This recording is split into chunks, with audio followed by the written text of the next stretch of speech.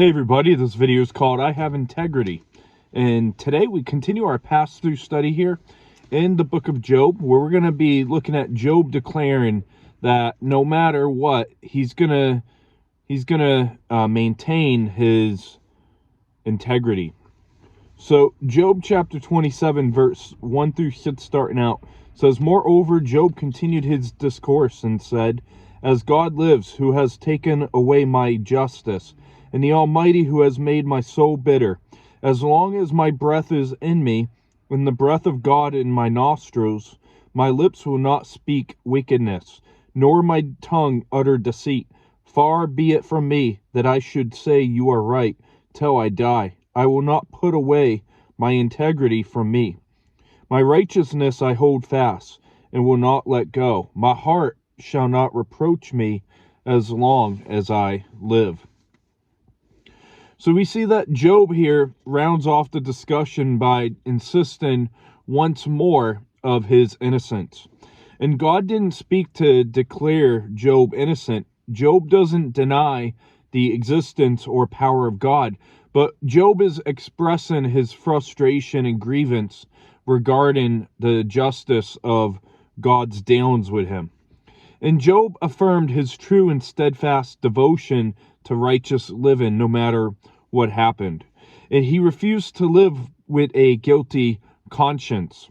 And this was no cocky claim, because God had recognized Job's virtue in chapter 1.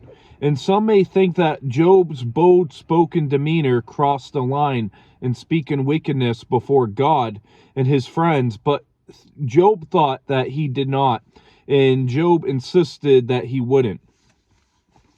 In verse 7 through 10 says, "May my enemy be like the wicked, and he rises up against me like the unrighteous. For what is the hope of the hypocrite? Though he may gain much, if God takes away his life, will God hear his cry? When trouble comes upon him, will he delight himself in the Almighty? Will he always call on God?"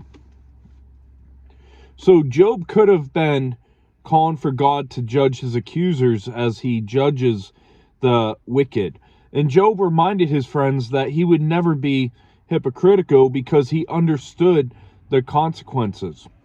And curses like these also occur in the book of Psalms, like Psalm 109 verse 6 through 15 and Psalm 139 verse 19 through 22. And so essentially Job asked for the same punishment on his friends that they think he deserves to be put upon their own heads because of their false accusations.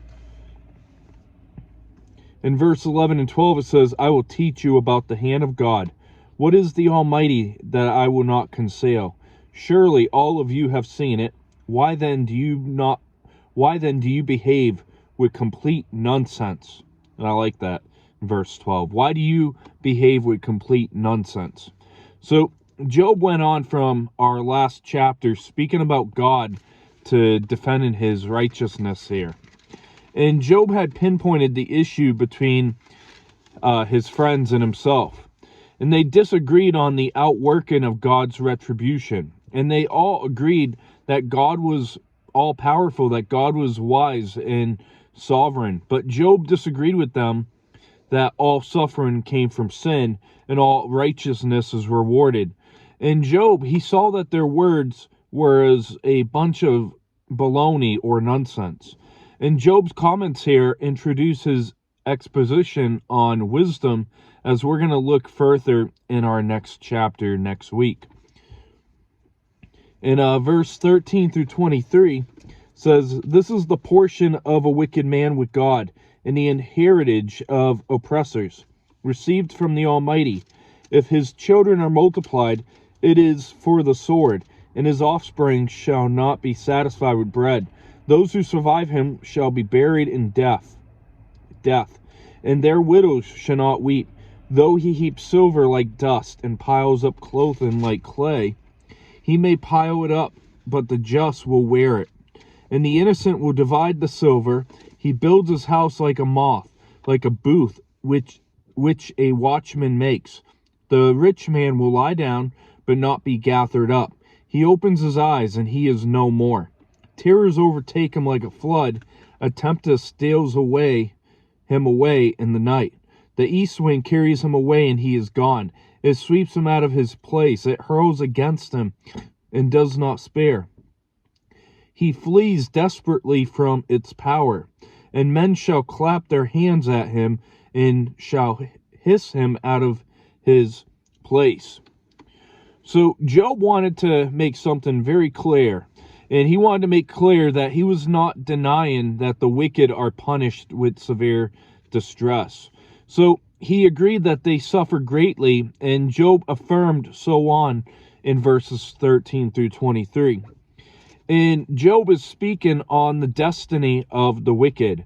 And in verse 14, it said,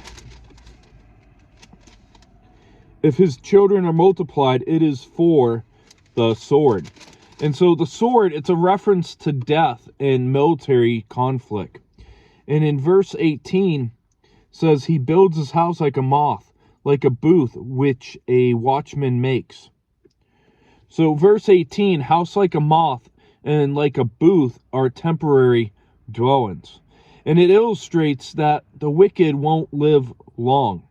And I know some will, not agree with Job's, stances here. But the time for the wicked is short. The time for the wicked, they're just pending God's judgment. In verse 23, men shall clap their hands at him and shall hiss him out of his place. So clapping of the hands is a gesture of mocking. And have you ever clapped at someone to mock them? Maybe you saw someone that bullies you fall and you go, ha ha, that's what you get. You might have that type of mindset. And I just want to make it for the record of the court, I plead no contest to that. But to wrap up today, we see that Job boldly declares that he will maintain his integrity, that his friends are not going to get him to, take his foot off the ground. And Job commits to the truth. And in verses 7 through 10, it covers the vain hope of the hypocrite. And Job in verse 11 and 12 covers the vain hope of 11 and 12 goes on to give a short rebuke of Job's friends as he agrees that God will judge the wicked. And we see that the chapter ends with the portion of the wicked. So in a fairly short chapter here, in chapter 27, while we might not, dig deep in it, may we keep in mind that people might get away with stuff right now. It might seem like they're having their best life now, but key word is they're having their best life now. God will punish wickedness. God is going to judge the wicked. So that's going to wrap up today's video. We'll see you next as we look at the chapter of wisdom in chapter 28. And I'll let you know when that video will be. I hope you have a great rest of your weekend. God bless.